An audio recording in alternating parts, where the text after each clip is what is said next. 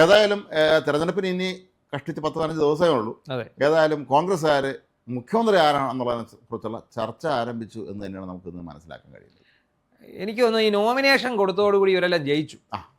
ഇനി മുഖ്യമന്ത്രിയും മന്ത്രിസഭയും രൂപീകരിക്കാനുള്ള തിരക്കിലാണ്. കഷ്ടപ്പെട്ടു. അല്ല, ഇത് നമ്മുടെ നാട്ടിൽ ജനങ്ങളിത് കണ്ടുകൊണ്ടിരിക്കുകയാണ് എന്നുള്ള കാര്യം നമ്മൾ മനസ്സിലാക്കണം. കോൺഗ്രസ്സിലെ തന്നെ വളരെ മുതിർന്ന നേതാക്കളാണ് ഇപ്പോൾ അവർ ഓരോ മുഖ്യമന്ത്രി സ്ഥാനാർത്ഥിനെ നിശ്ചയിച്ചുകൊണ്ട് ഇറങ്ങുന്നത്. കോൺഗ്രസിൻ്റെ രീതി അങ്ങനെ അല്ലല്ലോ. ഹൈക്കമാൻഡ് വന്ന് ഇവിടുത്തെ MLA-മാരെ കണ്ട് അങ്ങനെയൊക്കെയാണ് സാധാരണ. ഹൈക്കമാൻഡാണ് ഫയലിൽ തീരുമാനം എടുക്കുന്നത്. ഇവിടുത്തെ MLA-മാരെ കാണുന്നു, നിയമസഭാ കക്ഷിയിൽ വെച്ച് അവർക്ക് ആർക്കാണ് കൂടുതൽ. ഇപ്പം VD പ്രതിപക്ഷ നേതാവായതുപോലും അങ്ങനെയല്ലേ? അതെ, വോട്ടെടുപ്പിലൂടെയല്ലേ? അതായത് അന്ന് രമേശ് ചെന്നിത്തലയെ പ്രതിപക്ഷ നേതാവാക്കാമായിരുന്നു, വീണ്ടും അദ്ദേഹത്തിന് ടൈം കൊടുക്കാം. ഇതനുസരിച്ചാണ് അദ്ദേഹത്തിന്റെ പ്രകടനം പ്രതിപക്ഷ നേതാക്കളിൽ തീർത്തും മോശമൊന്നും അല്ലാതെ അദ്ദേഹം ഒരുപാട് വിഷയങ്ങൾ കൊണ്ടുവരികയും ഒന്നാം പിണറായി സർക്കാരിനെ പ്രതിക്കൂട്ടിൽ നിർത്തുന്ന ഒരുപാട് സംഭവങ്ങൾ, സ്വർണ്ണക്കടത്ത് അടക്കം കൊണ്ടുവന്നു. കൃത്യമായിട്ടുള്ള നിലപാട് അദ്ദേഹം സ്വീകരിച്ച ഒരാളാണ്. ഇപ്പൊ ഈ വിഷയത്തില് ഇപ്പം ഞാൻ ചോദിക്കട്ടെ, ഉമ്മൻചാണ്ടി എന്ന് പറയുന്ന ആ മനുഷ്യൻ ജീവിച്ചിരുന്നെങ്കിൽ ഇപ്പൊ ഈ മുഖ്യമന്ത്രി ചർച്ച വരുമോ? ഇല്ല, വരില്ല. അദ്ദേഹം ഉമ്മൻചാണ്ടി ഉണ്ടെങ്കിൽ ഈ വിഷയം വരില്ല. പിന്നെ ഇപ്പം നമ്മൾ AK ആന്റണിയെ പോലെ കേരളത്തിലെ കോൺഗ്രസിന്റെ തലതൊട്ടപ്പന്മാരിൽ ഒരാൾ അല്ലേ? അതായത് പിന്നെ ഒരു അദ്ദേഹത്തിന്റെ ചെറുപ്പകാലം തൊട്ട് കേരളത്തിലെ കോൺഗ്രസിന്റെയും കേരളത്തിലെ രാഷ്ട്രീയത്തിന്റെ സ്പന്ദനമായിരുന്ന AK ആന്റണി ഇവിടെ വിശ്രമ ജീവിതം നയിക്കുന്നുണ്ട്. ഒരു മുതിർന്ന നേതാവാണ്. ഇപ്പം ഇതുപോലെയുള്ള ഒരു പ്രശ്നങ്ങൾ വരുമ്പോൾ, അല്ലെങ്കിൽ കോൺഗ്രസിൽ ഒരു തീരുമാനം എടുക്കാൻ വരുമ്പോൾ, ഇപ്പം ഖാർഗെ ആണെങ്കിലും രാഹുൽ ഗാന്ധി ആണെങ്കിലും ഈ പറയുന്ന KC വേണുഗോപാൽ ആണെങ്കിലും എല്ലാം ഒരു അഭിപ്രായം തേടേണ്ട ഒരു ആണല്ലോ. എക്സ്പീരിയൻസ്ഡ് അല്ലേ? കേരളത്തിൽ എനിക്ക് തോന്നുന്നു 32ാമത്തെ KPC പ്രസിഡന്റ് ആളാണ് അദ്ദേഹം. 34-35 ദിവസം മുഖ്യമന്ത്രിയായ ആളാണ്.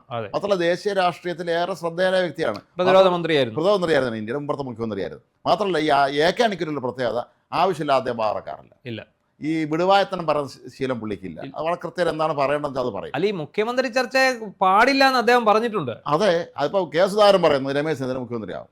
ഇന്നലെ PJ കുര്യൻ പ്രസംഗിക്കുന്നു, ഈ ഇരിക്കുന്ന രമേശ് ചെന്നിത്തല ആയിരിക്കും അടുത്ത മുഖ്യമന്ത്രി. അത് എനിക്ക് തോന്നുന്നത് രമേശ് ചെന്നിത്തലയ്ക്ക് എന്തെങ്കിലും ഒരു സാധ്യത ഉണ്ടെങ്കിൽ അത് ഇല്ലാതാക്കാനുള്ള ഒരു നീക്കമാണ് അല്ലേ? എന്ന് നമുക്ക് നമ്മുടെ രാഷ്ട്രീയത്തിലെ നീക്കങ്ങൾ വെച്ച് നോക്കുമ്പോൾ അങ്ങനെ ചിന്തിക്കാൻ കഴിയുള്ളൂ നമുക്ക്. അതെ, ഇപ്പം എല്ലാ ചർച്ചകളിലും ഞാനിപ്പോൾ കഴിഞ്ഞ ദിവസം ശ്രദ്ധിച്ചു, എല്ലാ കോൺഗ്രസിൻ്റെ നേതാക്കന്മാരുമായിട്ട് ബന്ധപ്പെട്ട അഭിമുഖങ്ങളിലും ചർച്ചകളിലും മീഡിയാസ് പത്രങ്ങൾക്ക് കൊടുക്കുന്ന ഇൻ്റർവ്യൂസിലും എല്ലാം ഒരു ചോദ്യം എന്താണെന്നറിയോ? ആരായിരിക്കും മുഖ്യമന്ത്രി? അത് ഒരു വ്യക്തിയോടാണ് ചോദിക്കുന്നത്. ഇപ്പം സണ്ണി ജോസഫിനോട് ചോദിച്ചിരിക്കും. അപ്പോൾ പുള്ളി പറഞ്ഞു ഏതായാലും ഞാനല്ലെന്ന്. എന്താണ് സണ്ണി ജോസഫിന്റെ ഇന്റർവ്യൂ കഴിഞ്ഞ ദിവസം മനോരമ കണ്ടതിനകത്ത് അതിലും അദ്ദേഹത്തോട് ചോദിച്ചിരിക്കുന്നു ആരായിരിക്കും മുഖ്യമന്ത്രി. ഈ പറയുന്ന മുഖ്യമന്ത്രി സ്ഥാനാർത്ഥിത്വത്തിനല്ലല്ലോ ഇവിടെ ഇപ്പോൾ മുൻഗണന. ആദ്യം ഭരണം പിടിക്കുക. ഇപ്പം ഭരണവിരുദ്ധ തരംഗം ശക്തമായിട്ട് കേരളത്തിലുണ്ട്. അത് ഒളിപ്പിക്കാൻ വേണ്ടിയുള്ള ആക്രാന്തത്തിലാണ് പിണറായി വിജയൻ. അതിനാണ് ഓടിച്ചിട്ട് അദ്ദേഹം ഇന്റർവ്യൂ കൊടുത്തത്. എല്ലാ ചാനലുകളും. ഈ മോഹൻലാലിന്റെ ഇന്റർവ്യൂ ചീറ്റിപ്പോയായിരുന്നല്ലോ. അതെ, മോഹൻലാലിന്റെ ഇന്റർവ്യൂ അതായത് അത് ഇന്നലെ ഏതോ ചർച്ചയിൽ ഹാഷ്മി ആണെന്ന് തോന്നുന്നു. ഹാഷ്മി പറയുന്നു ഞാനൊരു പൗരനാണ്, എനിക്ക് വേണ്ടതൊന്നും ആ ഇന്റർവ്യൂവിലില്ല. ഞാൻ പിണറായി വിജയന്റെ വീട്ടുകാരും അറിയാതിരിക്കുകയല്ല, ഞാനിരിക്കുന്നത് എന്തിനാണ്? എൻ്റെ നികുതി പണം എടുത്ത് നിങ്ങൾ മുടക്കി ഇതടിച്ചിട്ടുണ്ടെങ്കിൽ നിങ്ങൾ ഈ നാടിന് ചെയ്ത വികസനവും നിങ്ങൾ ഈ നാടിന് വേണ്ടി എന്ത് ചെയ്തു, ഈ പൗരന്മാരെ നിങ്ങൾ എങ്ങനെ ട്രീറ്റ് ചെയ്തു, സത്യമാണ്. അതല്ലേ ശരിക്കും ആ അഭിമുഖം കണ്ടുകൊണ്ടുമ്പോൾ എനിക്ക് മോഹൻലാൽ സാധാരണ തോന്നിയപ്പോൾ ഒരിക്കലും അവരൊന്നും തയ്യാറാകരുതായിരുന്നു. അതിന് എന്തൊരു നാടകീയമായിരുന്നു, ഒരു ഡ്രാമയല്ലായിരുന്നു. എനിക്ക് തോന്നുന്നു ചില ചോദ്യങ്ങളും ഉത്തരങ്ങളും റീടേക്ക് ചെയ്തിട്ടുണ്ടെന്ന് പോലും സംശയമുണ്ട്. ഇല്ലേ? ഉണ്ടെന്ന് പറഞ്ഞാൽ അദ്ദേഹത്തിന് ഇഷ്ടമില്ലാത്ത, ഇപ്പൊ രാജാവിന് ഇഷ്ടമില്ലാത്ത ചോദ്യം ചോദിച്ചിട്ടുണ്ടെങ്കിൽ അത് ഒന്നുകിൽ അത് കട്ട് ചെയ്ത് കളഞ്ഞു കാണും, അല്ലെ റീടേക്ക് ചെയ്ത് കാണും. കാരണം ഇദ്ദേഹത്തിന്റെ ചിരിയൊക്കെ കുറച്ചുകൂടെ ഭംഗിയാക്കാൻ വേണ്ടി 2-3 ടേക്ക് എടുത്ത് കാണും. അത് ഉറപ്പാണല്ലോ. പിണറായി വിജയന്റെ ചിരികൾ വേണമല്ലോ. ഇത് ഷൂട്ടിംഗ് ആരും കണ്ടിട്ടില്ലല്ലോ. ഇല്ല, അതുകൊണ്ട് അതീവ രഹസ്യമായിട്ട് നടത്തിയ ഷൂട്ടല്ലേ. അത് PRD ആണ് ചെയ്തത്. അത് മിക്കവാറും അത് നിയമപ്രശ്നത്തിലേക്ക് പോകുന്നത്. അതിന്റെ ചെലവ് ഒരു 11 ലക്ഷം ചില്ലറ, 11,21,000. 11 ലക്ഷം രൂപ എങ്ങനെയായി എന്നുള്ളതും ഒന്ന് അന്വേഷിക്കേണ്ടതാണ്. അതുകൊണ്ട് കാരണം കൊടുത്തിരുന്നോ, സംവിധാനം പ്രതിഫലം വാങ്ങിച്ചിരുന്നോ അറിയില്ല. ഇതിന് കൊട്ടേഷൻ ക്ഷണിച്ചിരുന്നോ? PRDയുടെ സംഭവമാണ്. PRDയുടെ സംഭവം ആണെങ്കിൽ പോലും ഇത് ഔട്ട്സോഴ്സിംഗ് ആണ്. PRDക്ക് ഇത്രയും വിപുലമായ ക്യാമറ സംവിധാനവും മറ്റു കാര്യങ്ങളും ഒന്നുമില്ല.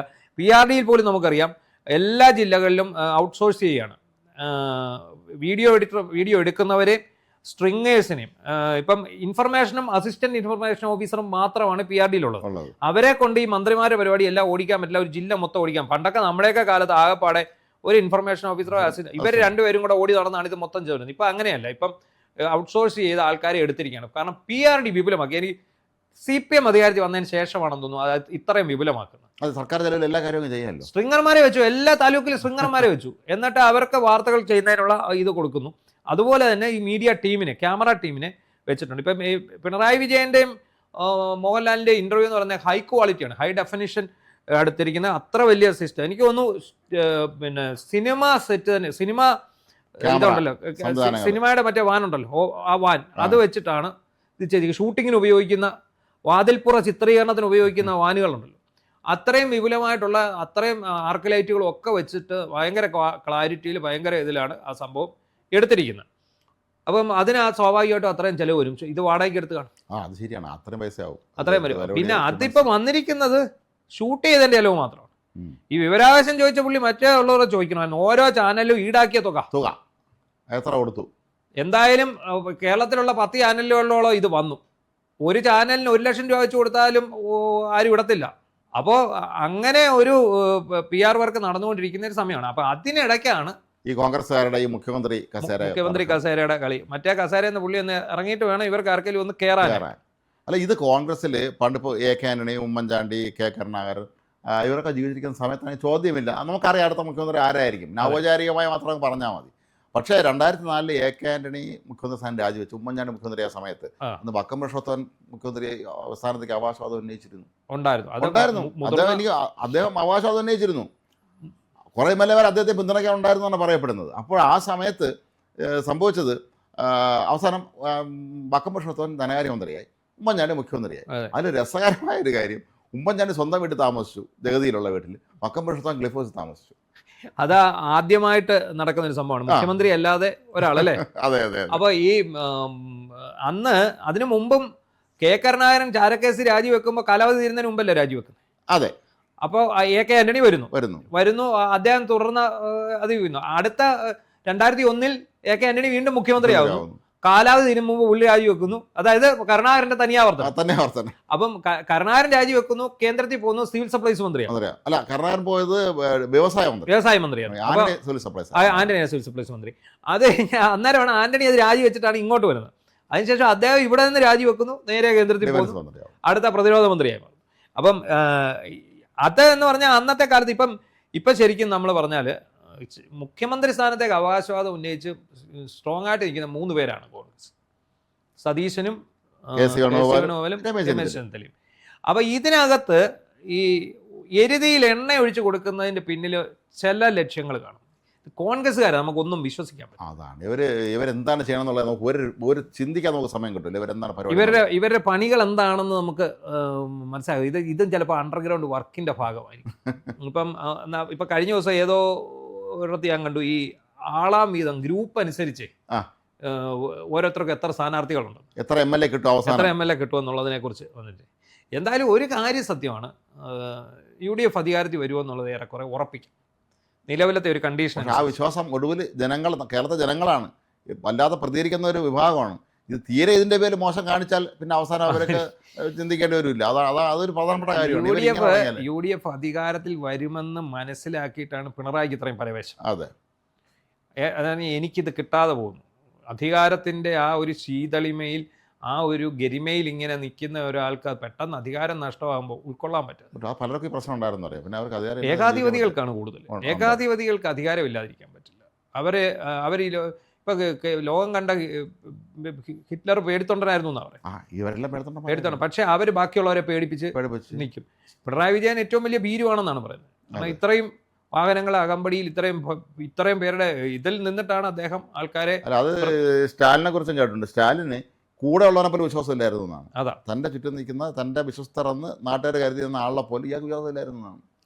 എപ്പോഴും എന്നെ പോലെ ചെയ്ത് കളയോ എന്നുള്ള ഭയമൊക്കെ ഉണ്ടായിരുന്നതാണ്. അപ്പൊ അത് ഒരു വല്ലാത്ത അതിനെന്തൊരു പേര് പറയാം, ഹോബിയാണ്. അതിൽ കൂടെ നിൽക്കുന്നവരെ വിശ്വസിക്കാത്ത അവസ്ഥ. അപ്പൊ ഇതെന്താണെന്ന് ചോദിച്ചു കഴിഞ്ഞാല്, അപ്പൊ ഈ ഒരു പിണറായിയുടെ ഒരു ഭയം, അവരുടെ ആ മൊത്തത്തിൽ മുന്നണിക്കുള്ളിലുള്ള ഒരു തത്രിപ്പ്, അത് മനസ്സിലാക്കിയിട്ടുണ്ട് ഇവരാരാ. യു ഡി എഫ് അത് മനസ്സിലാക്കിയിട്ടുണ്ട്. അപ്പോൾ ഇത് ഭരണത്തിൽ അവരുടെ ഭരണം പോകുന്ന അവർക്ക് തന്നെ തോന്നുന്നതായിട്ട് ഇവർക്ക് ഒരു ഉറപ്പ് കിട്ടിയിട്ടുണ്ട്. അപ്പോഴാണ് ഈ ഒരു സംഭവം. പക്ഷേ നിങ്ങളത് നമുക്കത് അതിനെക്കുറിച്ച് പറയുമ്പോൾ ഒരു കാരണവശാലും ഭരണം കിട്ടുന്നത് വരെയെങ്കിലും ഒന്ന് ക്ഷമിക്കുക, അല്ലേ? വേഗുവോളം ക്ഷമിച്ചില്ലേ, നീ 6 ക്ഷമിക്കാവുന്ന 10 വർഷം അവർ ക്ഷമിച്ചില്ലേ? അതെ. ഒന്ന് അല്പം വെയിറ്റ് ചെയ്യുക. എന്നിട്ട് ഇപ്പോൾ 96 അന്ന് LDF അധികാരം കിട്ടുമ്പോൾ BS മുഖ്യമന്ത്രി ആവുമെന്നാണ് എല്ലാവരും കരുതുന്നത്. BS തോറ്റില്ലേ? അതെ. അതുപോലെ എന്തെങ്കിലും ഇവിടെ സംഭവിച്ചാൽ അത് എന്തായിരിക്കും? ഓരോരുത്തരുടെയും പേര് പറഞ്ഞിങ്ങനെ അവരായിരിക്കും. അത് രസകര കാര്യം, ഏറ്റവും സീനിയേഴ്സാണ് ഇത് പറയുന്നത്. പ്രൊഫസർ പി ജെ കുര്യനാണെങ്കിലും കെ സുധാകരനാണെങ്കിലും അവർ വളരെ സീനിയേഴ്സാണ്. അപ്പോൾ അവർ പറയുമ്പോൾ എല്ലാവരും വിശ്വാസത്തിലെടുക്കും. ശരി, അവരെന്തൊക്കെയോ ഹൈക്കമാൻഡിൽ ധാരണയായിട്ടുണ്ട്, നാളെ തെറ്റിദ്ധരിക്കും. അപ്പോൾ ഈ കോൺഗ്രസിലെ കാലുവാരിൽ അറിയാലോ. അങ്ങനെയാണെങ്കിൽ പിന്നെ ഇതൊരു വിഭാഗം കളത്തിയിറങ്ങും. ഈ ഉമ്മൻചാണ്ടിയോട് പിണങ്ങിയിട്ടാണ് രമേശിൻ്റെ ഒരു അടുപ്പക്കാരനായിട്ട് ഇദ്ദേഹം മാറുന്നത്, പി ജെ കുര്യൻ. അപ്പോൾ എന്തോ അദ്ദേഹം വിചാരിച്ച ഒരു സംഭവം കിട്ടാൻ വന്നപ്പോഴാണ്, ഞാനിപ്പോഴും ഓർക്കുന്നുണ്ട്, പത്തനംതിട്ടയിൽ വെച്ച് ഒരു വേദിയിൽ വെച്ചാണ് അദ്ദേഹം രമേശ് ചെന്നിത്തലയെ പുകഴ്ത്തി രമേശിന് മാത്രമേ ഇത് സാധിക്കൂ എന്നുള്ള രീതിയിൽ പ്രസംഗിക്കുന്നത് അന്നത്തെ സമയത്ത്. അപ്പോൾ അതിപ്പോൾ ഒന്ന് തട്ടിവിട്ടെന്നേ ഉള്ളൂ. പിന്നെ വേറൊരു കാര്യം നമ്മൾ ശ്രദ്ധിക്കണം, സുകുമാരൻ നായർ അടുത്ത ആളാണ് പി ജെ കുര്യൻ. കാരണം അദ്ദേഹത്തെ ഈ സൂര്യനെല്ലി കേസിലൊക്കെ ഇവർ രക്ഷിച്ചു എന്നൊക്കെയാണ് പറഞ്ഞു കേൾക്കുന്നത്. അങ്ങനെ ഒരു പ്രചാരണം പൊതുവേ ഉണ്ട്. ഒരുപക്ഷെ ഈ സുകുമാരൻ നായരാണോ കുര്യൻ വഴി കമ്മ്യൂണിക്കേറ്റ് ചെയ്തതെന്ന് നമുക്കറിയാം. അങ്ങനെ ഒരു കാര്യമുണ്ട്. താക്കോൽ സ്ഥാനം വേണമല്ലോ. താക്കോൽ സ്ഥാനം വേണം. കാരണം രമേശ് മുഖ്യമന്ത്രിയാകുന്നതിനോട് അദ്ദേഹത്തിന് താല്പര്യമുണ്ട്. മാത്രമല്ല രമേശ് ചെന്നിത്തല ഓർത്തഡോക്സ് സഭാ മേലധ്യക്ഷൻ എല്ലാവരും പോയി കാണുകയും ചെയ്തിട്ടുണ്ടായിരുന്നു, എല്ലാ പ്രധാനപ്പെട്ട ആളിലേക്ക്. അപ്പോൾ ഭരണം കിട്ടിയാൽ എനിക്ക് രമേശ് മുഖ്യമന്ത്രി ആയാൽ എനിക്ക് തോന്നുന്നു UDF ആദ്യത്തെ നായർ മുഖ്യമന്ത്രി ആയിരിക്കത്തില്ലേ? കോൺഗ്രസിന്റെ അല്ല, പണ്ട് PK വാസുദേവൻ നായർ CPI അല്ലേ? CPI അദ്ദേഹം ഈ കോൺഗ്രസുമായിട്ട് ചേർന്നല്ലേ നായരനാണെങ്കിൽ നായരെന്ന് വേണമെങ്കിൽ വിശേഷിപ്പിക്കാം. നായർ സമാജപ്പെട്ട ആളായതുകൊണ്ട് നായരുള്ള ഒരു. അല്ലാതെ ഈ സമീപ ഭാവിയിൽ അങ്ങനെ വന്നിട്ടില്ലല്ലോ ഈ ഒരു. ഇല്ല കോൺഗ്രസിൽ അങ്ങനെ ഒരാൾ വന്നിട്ടില്ല എന്നാണ് നമ്മുടെ ഒരു അറിവ്. ഇല്ല, വന്നിട്ടില്ലെന്നാണ്. ശരിയാണ്. മാത്രമല്ല ഈഴവ സമുദായത്തിൽ ശങ്കറിന് ശേഷം കോൺഗ്രസിന്റെ മുഖ്യമന്ത്രി വന്നിട്ടില്ല. അത് പിന്നെ വന്നിരിക്കുന്നത് CPM ഒക്കെയാണ് വന്നിരിക്കുന്നത്. അപ്പോൾ എന്തായാലും ഈ തെരഞ്ഞെടുപ്പ് അടുത്ത പടിവാതിക്കലെത്തിയ സമയത്ത് ഈ മുഖ്യമന്ത്രി സ്ഥാനത്തെ ചൊല്ലിയൊക്കെ പിന്നെ സംസാരിക്കുന്നതായിരിക്കും നല്ലതെന്ന് മിനിമം ആ പാർട്ടിയുടെ മുതിർന്ന നേതാക്കളെങ്കിലും പറഞ്ഞു കൊടുക്കുന്നത് നല്ലതാണ്. അതല്ലെങ്കിൽ വീണ്ടും പഴയപടി തന്നെ ഭരണം പിണറായിക്ക് കിട്ടും.